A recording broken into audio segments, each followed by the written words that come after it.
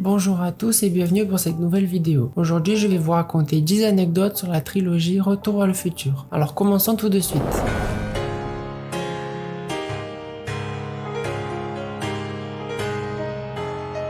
Les scénaristes avaient pour idée que la machine à voyager dans le temps soit un réfrigérateur, mais ils changeront d'idée car ils se disaient que des enfants pourraient essayer de s'enfermer dans leur réfrigérateur pour essayer de voyager dans le temps. Ils ont alors choisi la fameuse DeLorean, dont le design futuriste du véhicule a convaincu le réalisateur Robert Zemeckis.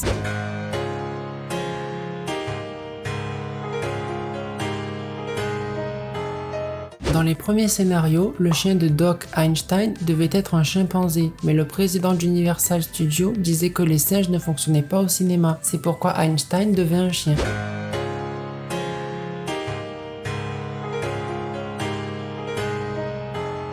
Quand Marty se retrouve bloqué dans le passé et qu'il croise sa maman, celle-ci l'appelle Pierre Cardin car c'est ce qui est écrit sur les sous-vêtements de Marty. Mais en réalité, dans la version originale, elle l'appelle Calvin Klein. Mais comme en France la marque était peu connue du public, celle-ci sera rebaptisée Pierre Cardin.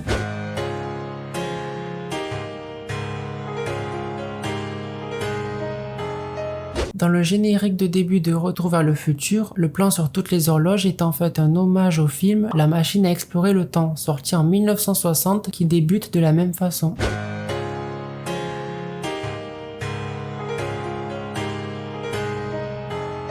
Le premier film coûtera au total 19 millions de dollars, mais il engrangera 350 millions de dollars, soit plus de 19 fois son budget.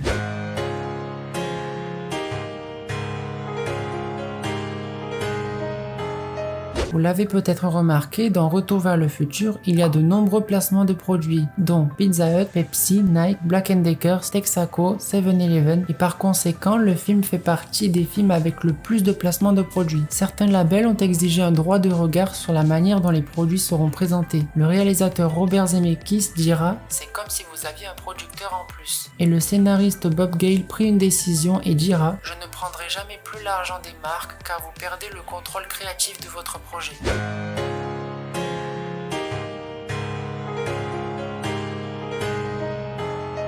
Les parties du scénario qui parlent du président Ronald Reagan ont d'abord dû être approuvées par la Maison Blanche pour s'assurer qu'elles n'étaient pas offensantes envers le président. Ce dernier étant un ancien acteur, il a même été contacté pour jouer le maire de Hill Valley dans Retour vers le futur 3. Une offre alléchante pour lui étant un grand fan de la saga, mais il déclinera finalement l'offre.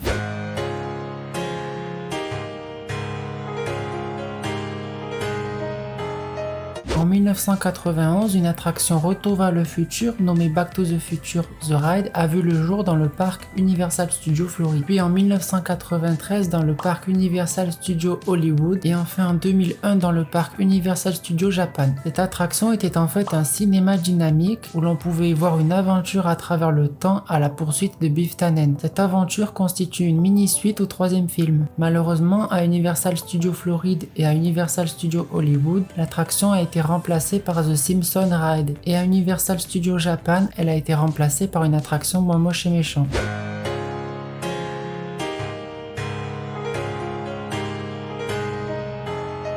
Dans le troisième film, plus précisément dans la scène où Marty se fait pendre, et bien pendant la 7ème prise, une erreur de timing a fait que Michael J. Fox, l'acteur qui interprète Marty, s'est mis à étouffer, puis il a perdu connaissance. Heureusement, il s'en sortira, mais pour la suite, l'équipe du film prendra un cascadeur.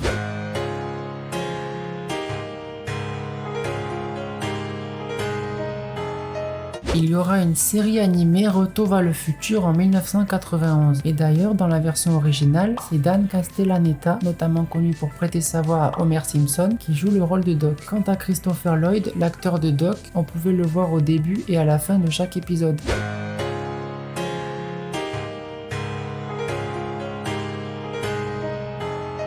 Dans le deuxième film, Marty croise deux enfants dans un café. Et bien il se trouve que l'un d'eux est Elijah Wood, l'acteur qui interprétera des années plus tard le héros de la saga Le Seigneur des Anneaux.